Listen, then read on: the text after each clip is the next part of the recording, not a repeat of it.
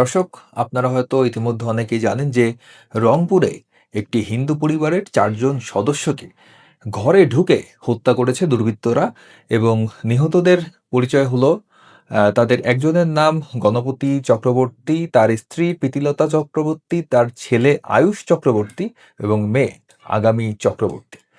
তো দর্শক, এটি আম গত ২২শে আগস্ট অর্থাৎ শনিবার রাতে তাদের মৃতদেহ উদ্ধার করে পুলিশ। তো এর ভেতরে ১২ ঘন্টা যেতে না যেতেই কোনো এক অলৌকিক বলে বাংলাদেশ পুলিশ এই রহস্য পুরোটা উদ্ঘাটন করে ফেলেছে। মানে ভাবা যায় যে যেই পুলিশ যে বছরের পর বছর একটি কেস উদ্ঘাটন করতে পারে না, তারা মাত্র ১২ ঘন্টায় একটি কেস পুরা রহস্য এবং কারা দোষী, কারা আসামি সবকিছু উদ্ঘাটন করে ফেলেছে এবং আ তাদের কেসটি আপনি যদি পড়েন, তাদের ব্রিফিং যদি আপনি দেখেন তাহলে বুঝতে পারবেন যে কখন কি ঘটেছে, কোন সময় কি ঘটেছে, কিসের পরে কি ঘটেছে একদম পুঙ্খানুপুঙ্খভাবে তারা কিন্তু আ তারা তাদের বক্তব্যে কিন্তু সবকিছুই তারা পরিষ্কার করে দিয়েছে। তো দর্শক, বিশ্বের বড়, বড় উম পুলিশ বাহিনী যারা রয়েছে, তারপরে গুপ্তচর বাহিনী, গোয়েন্দা বাহিনী যারা রয়েছে, তারা একটি ঘটনাকে দীর্ঘদিন ধরে তদন্ত করে তারপরে তাদের রহস্য উদ্ঘাটন করে, তাদের প্রতিবেদন জমা দেয়, ব্রিফিং করে। কিন্তু বাংলাদেশের ক্ষেত্রে দেখা যাচ্ছে যে একটি ঘটনা ঘটার ১২ ঘন্টা যেতে না যেতেই তারা তার সম্পূর্ণ রহস্য কিন্তু তারা বলে দিচ্ছে। তো দর্শক, জিনিসটা আমার কাছে খুব স্বাভাবিক মনে হয়নি। তো দেখি যে বাংলাদেশী পত্রিকায় কি লিখছে, ছাদে ইয়াবা সেবনে বাধা দেওয়ায় রংপুরে ৪ জনকে হত্যা। এটি বলছে বাংলাদেশ পুলিশ রংপুর মহানগরের অবসরপ্রাপ্ত স্কুল শিক্ষক গণপতি চক্রবর্তী, তার স্ত্রীর প্রীতিলতা চক্রবর্তী ও ২ সন্তানকে হত্যার ঘটনায় ২ জনকে গ্রেপ্তার করেছে পুলিশ। বাড়ির ছাদে ইয়াবা সেবনের সময় ওই শিক্ষকের কাছে ধরা পড়ে যাওয়ার পর তারা হত্যাকাণ্ড ঘটায় বলে পুলিশ জানিয়েছে। গ্রেপ্তার দুজন হলেন মুগ্ধ দাস ও সিদ্ধার্থ দাস। নামগুলো লক্ষ্য করবেন। সম্পর্কে তারা আত্মীয় এবং দুজনেরই বাড়ি নগরের কোতোয়ালি থানার মাছুয়াপাড়া এলাকা। আজ রোববার ভোরে পুলিশ তাদেরকে গ্রেপ্তার করে, অর্থাৎ শনিবার রাতে রাত 11:30টার সময় যারা নিহত হয়েছে তাদের মৃতদেহ উদ্ধার করে পুলিশ এবং পরের দিনই ভোরবেলা তাদেরকে আসামিদেরকে কিন্তু গ্রেফতার করেছে বাংলাদেশ পুলিশ। তো Rangpur metropolitan police commissioner Mohammad Abdul মাবুদ সংবাদ সম্মেলন আজ এই তথ্য জানান। তো দর্শক, এই যে মুগ্ধ দাস ও সিদ্ধার্থ দাস, প্রথম আলো লিখেছে যে তারা সম্পর্কে মামাতো ফুফাতো ভাই এবং তারা সেখানে যে ইয়াবা সেবন করছিল এবং সেই ঘটনা দেখে ফেলে গণপতি চক্রবর্তী এবং গণপতি চক্রবর্তী দেখে ফেলার পর কি ঘটে চলুন দেখা যাক। রংপুর মেট্রোপলিটন পুলিশ সংবাদ সম্মেলনে আজ এ তথ্য জানান। তিনি বলেন, গত বৃহস্পতিবার রাতে মুগ্ধ ও সিদ্ধার্থ প্রতিবেশীর বাড়ির ছাদ টপকে গণপতি চক্রবর্তীর বাড়ির ছাদে প্রবেশ করে এবং ইয়াবা সেবন করতে থাকে। তো পুলিশ কমিশনার যান, ছাদে মানুষের আনাগোনার শব্দ পেয়ে গণপতি চক্রবর্তী সেখানে যান। তিনি ছাদে ২ যুবককে দেখতে পেয়ে তাদের উপস্থিতির কারণ জানতে চান। মুগ্ধ সিদ্ধার্থ ওই এলাকারই বাসিন্দা। তারা ওই শিক্ষককে স্যার বলে ডাকতো। ধরা পড়ে যাওয়ার পরে তারা তাৎক্ষণিকভাবে গামছা গলায় পেঁচিয়ে তাকে শ্বাসরোধ করে হত্যা করে। দর্শক দেখুন, প্রথমে গণপতি চক্রবর্তী ছাদে যান, তাকে তারা স্যার বলে ডাকতো। তো সে যাওয়ার পরে তাকে তৎক্ষণাৎ আহ, মানে গামছা পেঁচিয়ে তাকে হত্যা করে। কারণ কি? কারণ ইয়াবা সেবনরত অবস্থায় তাদেরকে তিনি দেখে ফেলেছেন। এরপর কি হলো? গণপতি নিজেকে বাঁচানোর চেষ্টা করলে সেখানে ধস্তাধস্তি ও গোয়ানি শব্দ হয়। এই শব্দ শুনে তার স্ত্রী প্রীতিলতা চক্রবর্তী সিঁড়ি দিয়ে ছাদে ওঠার চেষ্টা করেন। দেখুন দর্শক, গণপতি যখন ধস্তাধস্তি করে তখনও কিন্তু তিনি জীবিত থাকার কথা। তো দর্শক, মানে পুলিশ প্রথমে বলল যে গলায় গামছা পেঁচিয়ে তাকে শ্বাসরোধ করে হত্যা করে। তারপর বলছে যে ধস্তাধস্তির শব্দ, গোঙানির শব্দ শুনে তার স্ত্রীও সেখানে যায়। তো স্ত্রী যাওয়ার পরে স্ত্রীকেও তারা একইভাবে হত্যা করে গলায় গামছা পেঁচিয়ে। খুনিরা তখন সিঁড়িতেই কাপড় পেঁচিয়ে তাকেও শ্বাসরোধ করে হত্যা করে। বাবা মায়ের চিৎকারের শব্দে তাদের মেয়ে আগামী চক্রবর্তী ঘর থেকে বেরিয়ে এলে তাকেও হত্যা করে। দর্শক দেখুন, কত মানে আমি কি বলবো? তারা এটিকে অনেকেই বলছে যে এটি স্ক্রিপ্টেড হতে পারে। অনেকেই সন্দেহ প্রকাশ করছে, কারণ একই ধরনের কাহিনী। গলায় গামছা পেঁচিয়ে ৩ জনকে পরপর তারা হত্যা করে ফেললো। তারা মানুষ কিন্তু ২ জন। তারা একই পরিবারের ৪ জনকে একইভাবে হত্যা করছে। তো দর্শক, একটি বিষয়ের দিকে আপনাদের মনোযোগ আকর্ষণ করছি যে আগামী অর্থাৎ তাদের যে কন্যা মেয়ে। আগামীকে ৪-৫ মিনিট ধরে চেষ্টা করেও হত্যা করতে পারছিল না ওই ২ জন। পরে রশি দিয়ে পেঁচিয়ে তাকে হত্যা করা হয়। অর্থাৎ তারা যেভাবে আগামীর বাবা-মাকে হত্যা করেছিল গলায় গামছা পেঁচিয়ে, একইভাবে কিন্তু আগামীকে হত্যা করতে পারছিল না। তো দর্শক, স্বাভাবিকভাবে প্রশ্ন চলে আসে যে সেখানে তার বাবা গণপতি চক্রবর্তী ৬৫ বছর বয়স এবং তার স্ত্রী প্রীতিলতা চক্রবর্তীর প্রায় ৫০ বছর বয়স। তো তাদের সাথে ধস্তাধস্তিতে পেরে গেল ঘাতকরা, কিন্তু তার মেয়ের সাথে পারল না। তার মেয়ের বয়স কোথাও বলা হচ্ছে ২৩ বছর, কোথাও বলা হচ্ছে ২৫ বছর। তো শক্তি সামর্থ্যের দিক দিয়ে প্রীতিলতা চক্রবর্তী বা গণপতি চক্রবর্তীরই কিন্তু মানে তাদের সাথেই ধস্তাধস্তি আরো বেশি হওয়ার কথা ছিল, কিন্তু বিষয়টা দেখা যাচ্ছে যে উল্টা। তো চলুন আরো দেখা যাক যে সেখানে পুলিশ আর কি বলছে। ৫ম শ্রেণীর ছাত্র প্রিয়মকে হত্যাকারীরা চিনতো। সিদ্ধার্থের ছোট ভাই অপূর্বর সঙ্গে প্রিয়ম খেলাধুলা করতো। খুনিরা বুঝতে পারে প্রিয়ম বেঁচে থাকলে তাদের চিনে ফেলবে। দেখুন কত মানে সহজ একটি কাহিনী এখানে সাজানো হয়েছে বলে অনেকেই বলছে যে একইভাবে মানে প্রথমে বাবাকে, তারপর মাকে, তারপর মেয়েকে, তারপরে তাদের ছোট সন্তান যে ঘুমিয়েছিল বলে বলা হচ্ছে অনেক জায়গায়, তাকেও একইভাবে হত্যা করা হলো। তাই সিদ্ধার্থ মুগ্ধ মিলে শিশুটিকে গলায় কাপড় পেঁচিয়ে শ্বাসরোধে হত্যা করে মৃত্যু নিশ্চিত করতে পেরে তারা বালিশ চাপা দেয়। এরপর কি বলা হচ্ছে যে টানা ৪টি খুনের পর খুনিদের আচরণ স্বাভাবিক ছিল। খুনের পর তারা প্রথমে ফ্রিজ থেকে শশা বের করে খায়। দর্শক, মানে খটকা কিন্তু লাগারই বিষয় যে যারা খুনি তারা ৪টা খুন করেছে। তারা কিন্তু কোনো পেশাদার খুনি নয়। তারা একেকজন একেকটা পেশায় ছিল। একজন তাদের মধ্যে ছিল স্বর্ণকার, সে বিষয়ে পরে আসছি। তো তারা প্রথমে নাকি ফ্রিজ থেকে শশা বের করে খায়। এরপর ছোট ছেলে প্রিয়মকে যে রুমে মারা হয় সেই রুমের বাথরুমে গিয়ে তারা আবার গোসলও করে। প্রথমে সিদ্ধার্থ গোসল করে, তারপর মুগ্ধ গোসল করে। মানে বাংলাদেশের পুলিশ এতটাই ইন্টেলিজেন্ট দেখুন, যে আসলে নিউ ইয়র্ক পুলিশ ডিপার্টমেন্ট বা লন্ডন পুলিশ ডিপার্টমেন্ট বা এরকম বড় বড় যারা আছে তাদের উচিত বাংলাদেশে এসে বাংলাদেশ পুলিশের কাছে এগুলা বিষয়ে কোর্স করা, যে মাত্র ৮-১০ ঘন্টায় তারা সমস্ত ডিটেলস, কে আগে গোসল করেছে, কে পরে গোসল করেছে, সবকিছু তারা পুঙ্খানুপুঙ্খভাবে কিন্তু তারা বের করে ফেলেছে। বিষয়টা আশ্চর্যজনক। গোসল করা শেষে তারা ডাইনিং টেবিলে বসে সেখানে রাখা বয়াম থেকে খেজুর বের করে খায় এবং সঙ্গে থাকা ইয়াবা সেবন করে। খেজুর এবং ইয়াবা তারা একসাথে খায়।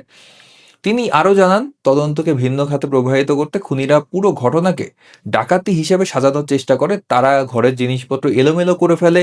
যেহেতু সিদ্ধার্থ ৮ বছর ধরে পিকে পাল জুয়েলার্সে স্বর্ণের কারিগর হিসেবে কাজ করছে, তাই সে সহজে আসল নকল স্বর্ণ চিনতে পারে।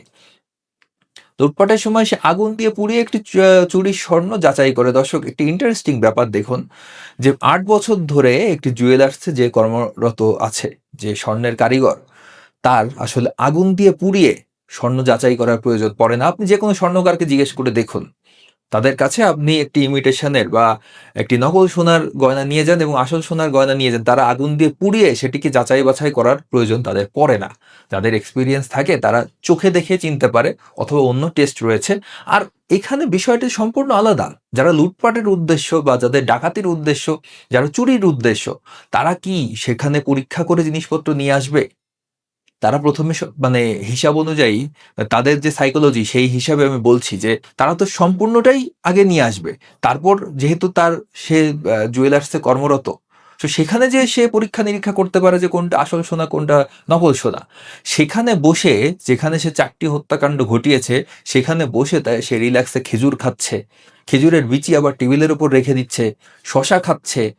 তারপরে কি সোনার গয়না সে আগুন দিয়ে পুড়িয়ে সেখানে পরীক্ষা নিরীক্ষা করছে, এবং পুলিশ মানে সেইটা বিবৃতিতে বলছে যে তারা এই কাজ করেছে। দর্শক, কতটা বিশ্বাসযোগ্য তাদের কথা, পুলিশের কথা, আপনারাই বিবেচনা করুন। ফিঙ্গারপ্রিন্ট বা আঙুলের ছাপ যেন না পাওয়া যায় সেজন্য তারা বাসা থেকে বের হওয়ার আগে ওই বাসার ২টি মোবাইল ফোন ডিটারজেন্ট মেশানো পানির বালতিতে ভিজিয়ে রাখে। অদ্ভুত ব্যাপার। তারা ফ্রিজ খুললো, বয়াম বের করলো, এত কিছু করলো, বয়ামের গায়ে তাদের ফিঙ্গারপ্রিন্ট আছে, সমস্ত জায়গায় তাদের ফিঙ্গারপ্রিন্ট আছে, সেগুলো নষ্ট না করে তারা ২টা মোবাইল ফোন ডিটারজেন্টের মধ্যে ডুবিয়ে রেখে গেল। মানে কোনো বিষয়ের সাথে কানেক্টেড পাচ্ছেন দর্শক? মানে ডিটারজেন্টে মোবাইল ফোন ভিজানো, মানে মোবাইল ফোনের উপরেই খালি ফিঙ্গারপ্রিন্ট থাকে। আর অন্য কোনো কিছুর উপর ফিঙ্গারপ্রিন্ট থাকে না। তারা এত এত কিছু বোঝে, এটুক জিনিস তারা বুঝতে পারলো না। আহ, কি আর বলবো, বৃহস্পতিবার দিবাগত রাত থেকে শুক্রবার ভোর পর্যন্ত তারা এই কাজ করে। এরপর জুমার নামাজের সময় যখন রাস্তাঘাট ফাঁকা থাকে তখন তারা লুণ্ঠিত স্বর্ণালঙ্কার নিয়ে বাসা থেকে বেরিয়ে যায়। দেখুন, এটি কিন্তু বৃহস্পতিবার দিবাগত রাত থেকে শুক্রবারের ঘটনার কথা এখানে বলা হচ্ছে। অর্থাৎ শনিবারে যখন তাদেরকে উদ্ধার করা হয় তখন ধারণা করা হয়েছিল যে লাশগুলো ৩-৪ দিন আগে তারা হত্যাকাণ্ডের শিকার হয়েছে, কিন্তু এখানে যে মনে হচ্ছে যে না, ৩-৪ দিন আগে নয়, ১-২ দিন আগে তাদেরকে হত্যা করা হয়েছে। তো জুম্মার নামাজের সময় রাস্তাঘাট ফাঁকা থাকে তখন তারা লুণ্ঠিত স্বর্ণালঙ্কার নিয়ে বাসা থেকে বেরিয়ে যায়। যাওয়ার পথে মন্দিরের পেছনে একটি পরিত্যক্ত জায়গায় তারা স্বর্ণালঙ্কারগুলো লুকিয়ে রাখে, যা পরে পুলিশের অভিযানে উদ্ধার করা হয়। দর্শক দেখুন কি ফাস্ট বাংলাদেশের পুলিশ, যে কত দ্রুত, মানে আসামি খুঁজে বের করা থেকে শুরু করে কোথায় স্বর্ণালঙ্কার রয়েছে সবকিছু তারা মাত্র ৭-৮ ঘন্টার ভেতরে তারা কিন্তু বের করে ফেলেছে। পুলিশ কমিশনার বলেন, শুরুতে এটা ডাকাতি নাকি খুন তা নিয়ে পুলিশ বেশ দ্বিধায় ছিল, কিন্তু ঘটনাস্থলে পাওয়া ইয়াবা সেবনের আলামত, অর্ধেক খাওয়া শশা এবং আগুন দিয়ে পোড়ানো স্বর্ণের চুড়ি দেখে বুঝতে পারে এই ঘটনায় স্বর্ণের কাজে অভিজ্ঞ কেউ জড়িত আছে। বা বাবা বাবা, মানে আগুন দিয়ে স্বর্ণের চুড়ি পুরানো দেখেই তারা বুঝে ফেলেছে যে এই কাজের সাথে স্বর্ণের কেউ জড়িত আছে। আগুন দিয়ে পোড়ানো চুড়ি দেখে উল্টো তাদের মনে হওয়ার কথা ছিল যে স্বর্ণের কেউ জড়িত নেই, কারণ স্বর্ণকাররা আগুন দিয়ে চুড়ি পুড়িয়ে দেখে না যে এটা আসল স্বর্ণ নাকি নকল স্বর্ণ। তারা যে প্রেডিকশন করেছে, প্রেডিকশন মিলেও গিয়েছে যে স্বর্ণের একজনই জড়িত আছে, স্বর্ণের মানে স্বর্ণ ব্যবসায়ী বা স্বর্ণকার কেউ একজন জড়িত আছে। তাদের প্রেডিকশন ঠিক আছে, কিন্তু তাদের তো মানে এখানেই ভুল, যে স্বর্ণের আগুন দিয়ে পোড়ানো স্বর্ণের চুড়ি দেখেই তারা বুঝে ফেলেছে যে এখানে স্বর্ণের কাজে অভিজ্ঞ কেউ জড়িত আছে। আরে ভাই, স্বর্ণের কাজে অভিজ্ঞ কেউ স্বর্ণের চুড়ি আগুন দিয়ে পুড়িয়ে দেখবেই না। আপনারা যে কোনো স্বর্ণকারের সাথে কথা বলে দেখুন যে তারা আগুন দিয়ে পুড়িয়ে চেক করে কিনা স্বর্ণের চুড়ি। তিনি বলেন, সিদ্ধার্থ স্বর্ণকারের দোকানে কাজ করতেন, তাদের সন্দেহ সত্য বলে প্রমাণিত হয়েছে।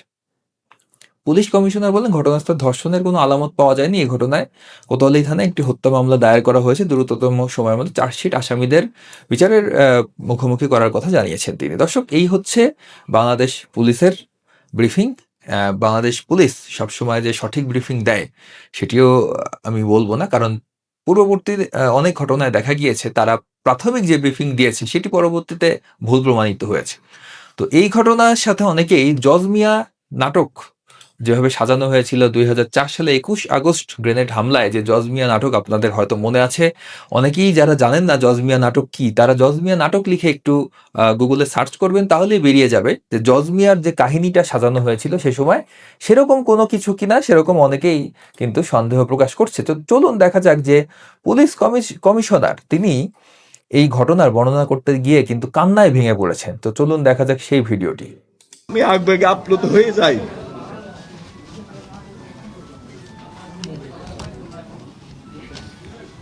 আপনারা জানেন, গতকালকে আমরা এখানে রংপুর মেট্রোপলিটন এলাকার ২৪ নম্বর ওয়ার্ডের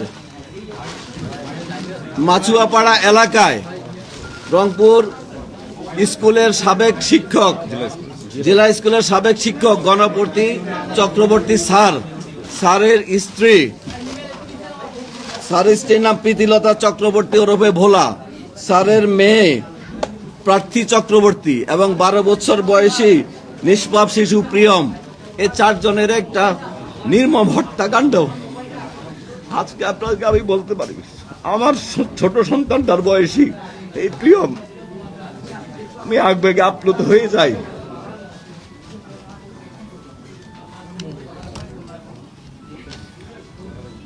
দর্শক, এই যে দেখতে পাচ্ছেন যে কান্নাকাটি, পুলিশ কমিশনার এই কান্নাকাটি, আবেগে আপ্লুত হয়ে যাচ্ছে। সে এরকম ঘটনা সে কখনোই দেখেনি, এরকম ঘটনা সে কখনো প্রত্যক্ষ করেনি। সে পুলিশ কমিশনার হয়ে গিয়েছে, নিশ্চয়ই বহু বছর ধরে পুলিশে চাকরি করে আসছে। তো হঠাৎ কেন তার এত কান্না, কেন তার এত আবেগ? দর্শক, আপনারা একটু বোঝার চেষ্টা করুন। এর পরের ব্রিফিংয়ে, মানে এই ব্রিফিংয়ে সে পরবর্তী কথাগুলো কি বলছে, চলুন শোনা যাক।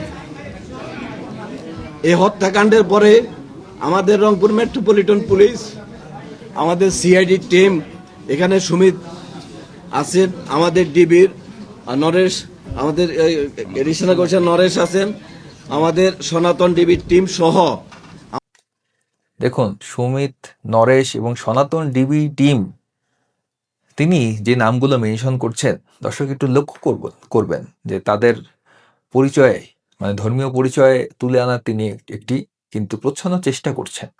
কেন এই চেষ্টা? কেন এই হিন্দু পুলিশ অফিসারদের নাম তিনি এখানে মেনশন করলেন? দর্শক, আসলে অনেক কিছুই বোঝা যায়, অনেক কিছু থেকে অনেক কিছু ধারণা করা যায়। চারজন একই পরিবারের, সনাতনী পরিবারের চারজন সদস্যকে হত্যা করলো কে বা কারা, এবং দুইজন আবার হিন্দু ব্যক্তি, তাদেরকে আসামি বানানো হলো মাত্র ৮-১০ ঘন্টার ব্যবধানে। কেস পুরো সুরাহা হয়ে গেল, মানে তারা একদম ফাইনাল ডিসিশনে পৌঁছে গেল যে এরকম একটি ঘটনা ঘটেছে। কি দ্রুত একটি তদন্ত তারা করে ফেললো, পুরো ঘটনার ডিটেলস তারা বের করে ফেললো যে এই ঘটনা ঘটেছে। ইয়াবা খেতে যে দুইজন ব্যক্তি ৪জন মানুষকে মেরে ফেলেছে। এবং আমি যেটা শুনলাম যে এর পাশেই ছিল একটি ৩ তলা একটি ভবন, সেটিও কিন্তু কনস্ট্রাকশনের কাজ চলছে। দর্শক, একটু চিন্তা করুন, মানে লজিক্যালি চিন্তা করুন, যারা এই ধরনের ইয়াবা বা গাঁজা খেতে যারা যাবে, তারা কি ওই ফাঁকা ভবনটি খালি রেখে অন্য একটি ভবন যেখানে মানুষ রয়েছে সেখানে যে তারা এইসব কাজ করবে? সে পাশের ফাঁকা ভবনটি ফেলে রেখে তারা কিন্তু সেখান দিয়ে উঠেছে, সেই ভবন দিয়ে উঠেই কিন্তু তারা এই ভবনে গিয়েছে, এরকমটি মনে হচ্ছে। তাহলে তারা ৩ তলার থেকে উঠে, মানে একটি ভবন খালি রেখে, সেই ভবনটি অলরেডি খালি, সেখানে কনস্ট্রাকশনের কাজ চলমান, সেই ভবনে কেউ থাকে না, সেই ভবনের সিঁড়ি খালি পেয়ে তারা উঠেছে, সেখান থেকে আবার তারা এই স্যারের বিল্ডিংয়ে এসেছে ইয়াবা খাওয়ার জন্য, এবং সেখানে এসে তারা ৪টি মার্ডার করে ফেলেছে। সেখানে বসে তারা খেজুর খেয়েছে, খেজুরের বিচি টেবিলের উপর রেখেছে, শশায় কামড় দিয়েছে, শশা অর্ধ খাওয়া শশা পুলিশ উদ্ধার করেছে। দর্শক দেখুন, মানে এগুলা আপনারাই মিলিয়ে নিন যে আসলে কি ঘটতে পারে, কি হতে পারে। বাংলাদেশ পুলিশ এত দ্রুত কিভাবে একটি ঘটনা তদন্ত করে ফেললো, এবং এটি জজ মিয়া নাটকের মতো কোনো নাটক কিনা, সেটিও এই সিদ্ধান্ত আপনাদের উপর ছেড়ে দিলাম।